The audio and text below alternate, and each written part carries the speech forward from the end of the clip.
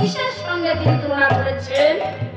যেখানে আমার কৃষ্ণ ভক্ত একত্রিত হয়ে কৃষ্ণ গুণাগুণে করে নয়ন জলে বক্ষ ভাষায় সেখানে হয় মধু হতে মধুর বৃন্দাবন। তাই কবি বলেছেন মধুর বৃন্দাবনটা কেমন। এই তো বৃন্দাবন কৃষ্ণ ভক্তের আগমন, এই তো বৃন্দাবন কৃষ্ণ ভক্তের আগমন, এই তো বৃন্দাবন ভক্তের আগমন, এই তো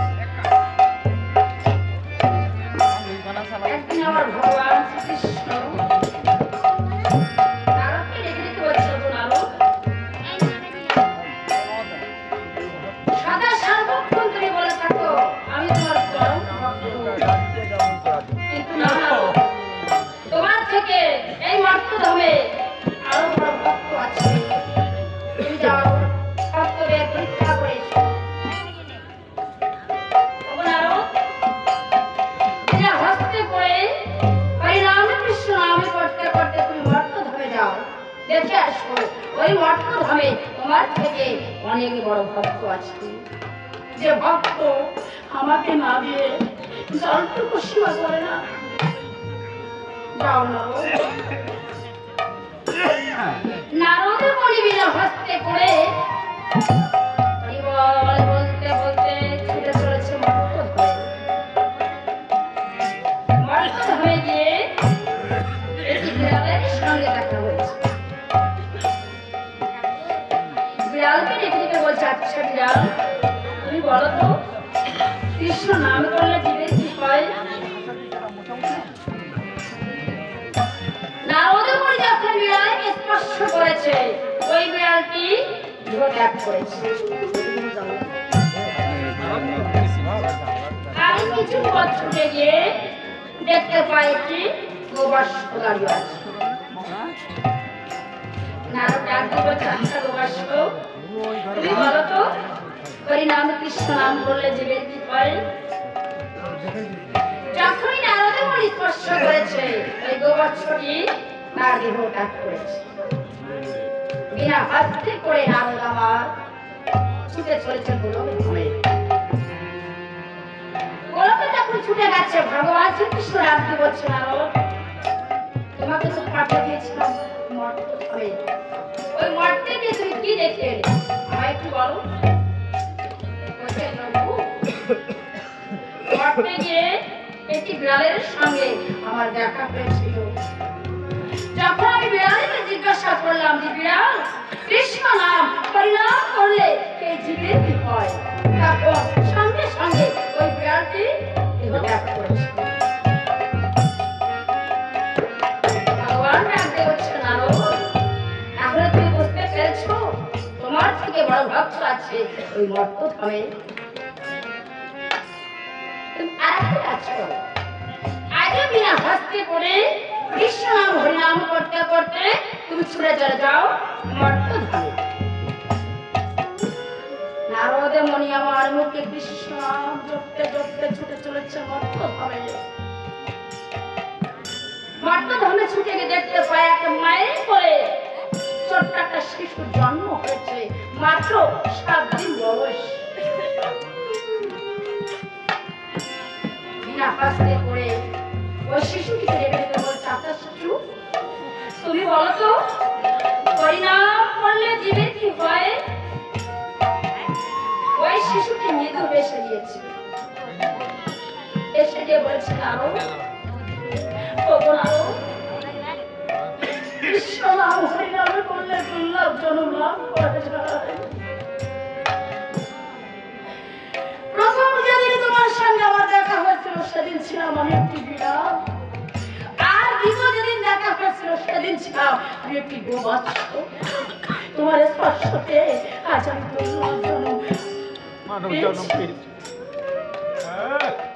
এই প্রত্যেকটি মানবের আজ আমরা কত সুন্দর দুর্লভ জীবন পেও কৃষ্ণ নাম হরিনাম কখনো মুখে করতে চাই না।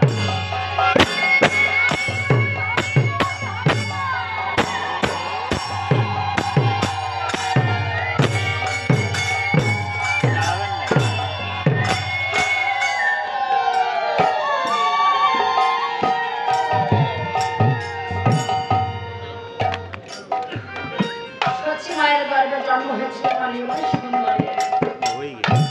কেন? এই পাপাহত কলিযুগকে উদ্ধার করবার জন্য সে এই কলিযুগে জন্মগ্রহণ করেছিল শচী মায়ের গর্ভে।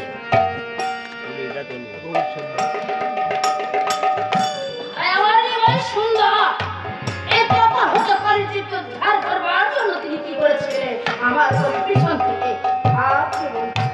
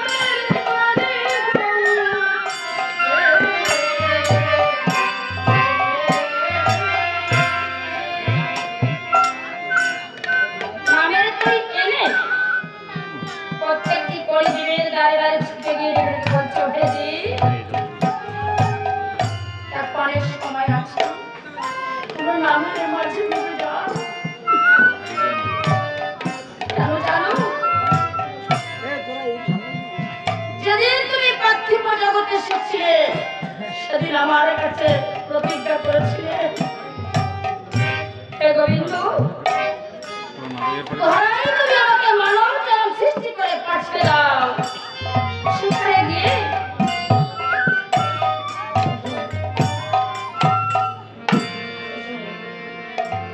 যেখানে তোমার গুরু কীর্তন করিবে ভক্ত বলে আমি সেখানে ছুটে গিয়ে ওই কৃষ্ণ ভক্তকে দু হাতে জড়িয়ে আমি প্রেম আলিঙ্গন করবো। কিন্তু না, এই মায়ার জগতে সে সবকিছু ভুলে যাচ্ছি। যেদিন এই ভবের খেলা সঙ্গ হয়ে যাবে সেদিন তুই গোবিন্দের ঘাটে যেতে হবে।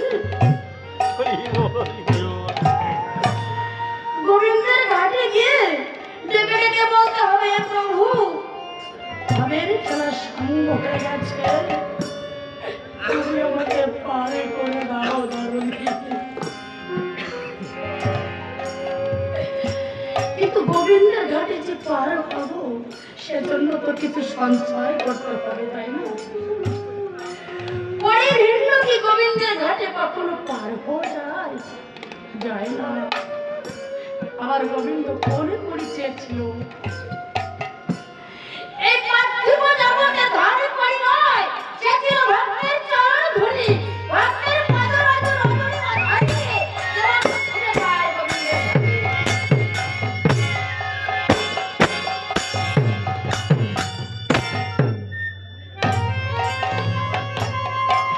তাই বলছি যে এখন তো অনেক সময় আছে, এই নামের মাঝে এমন একদিন আসবে এই নাম ভিন্ন আর কোনো পয়সা দিবে না।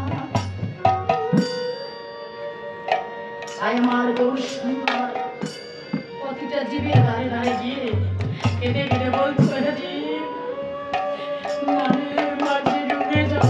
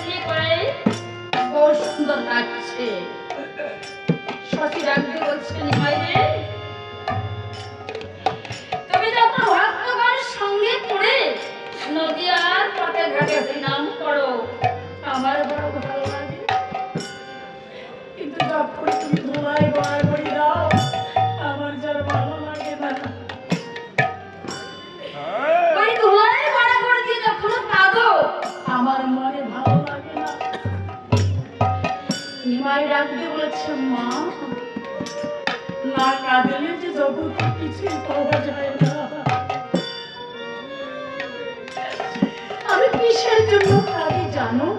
আমার জন্য নয়, আমি কাঁদি আমার ভক্তের জন্য। যে ভক্ত আমাকে পাওয়ার জন্য আকুল হয়ে কাঁদছে, আমি সে ভক্তের জন্য কাঁদি। এমনি করে আমার নিমাই সুন্দর কাঁদছে।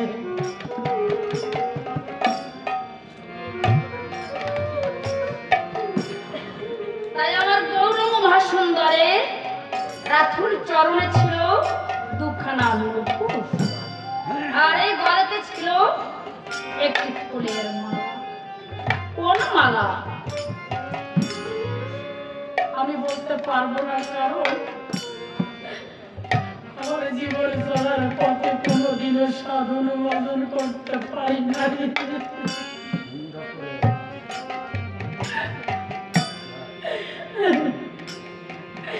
যারা পরম বৈষ্ণব তারা বলতে পারে এই ফুলের মালাকে,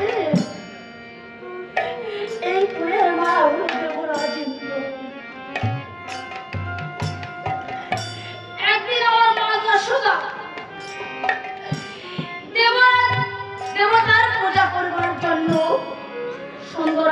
আসনে পেতে বসেছিল। পিছন থেকে গোপাল ছুটে এসে মাকে ডেকে ডেকে বলছে, মা, ও গো মা, তুমি কার পূজা করবে?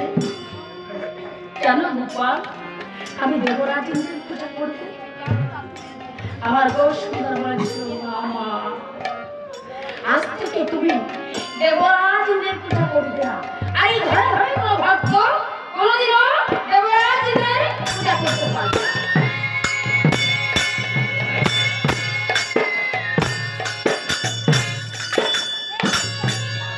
সেদিন থেকে ঘরে ধামে দেবরাজ ইন্দ্রের পূজা বন্ধ হয়ে যায়। দেবরাজ ইন্দ্র রাগান্বিত হয়ে কুপিত হয়ে শিলাবাস এই ব্রজবাসীদের উপরে শিলাবৃষ্টি সৃষ্টি করেছিলেন। ব্রজবাসী পাতালে সবাই ডুবে যাচ্ছে। বড়জোড়ে গোবিন্দকে ডেকে ডেকে বলছে, দরদি কৃষ্ণ তুমি কৃপা করে আমাদের রক্ষা করো দরদি। ভক্তের কান্না সইতে না পেরে আমার গোবিন্দ ছুটে এসেছিল ভক্তের কাছে। এদিকে দেবরাজ ইন্দ্র যখন বুঝতে পেরেছে ভগবান শ্রীকৃষ্ণ এসেছে ভক্তের কাছে, ভগবানের কাছে ছুটে গিয়ে দেবরাজ ইন্দ্র ডেকে ডেকে বলেছে, ওগো প্রভু, আমার বড় ভুল হয়ে গেছে, আমি বুঝতে পারিনি, তুমি আমাকে ক্ষমা করে দাও। ভগবান বলেছিল, না না ইন্দ্র, আমি তোমাকে ক্ষমা করতে পারবো না। আমি তোমাকে অভিশাপ করলাম। কি অভিশাপ জানো? সারাটা জীবন তুমি গৌর করে দোল খাবে, কিন্তু গৌর ছাড়ন তুমি পাবে না। যাও, আমি তোমাকে অভিশাপ করলাম। দেবরাজ ইন্দ্র কেঁদে কেঁদে বলছিল, গোবিন্দ,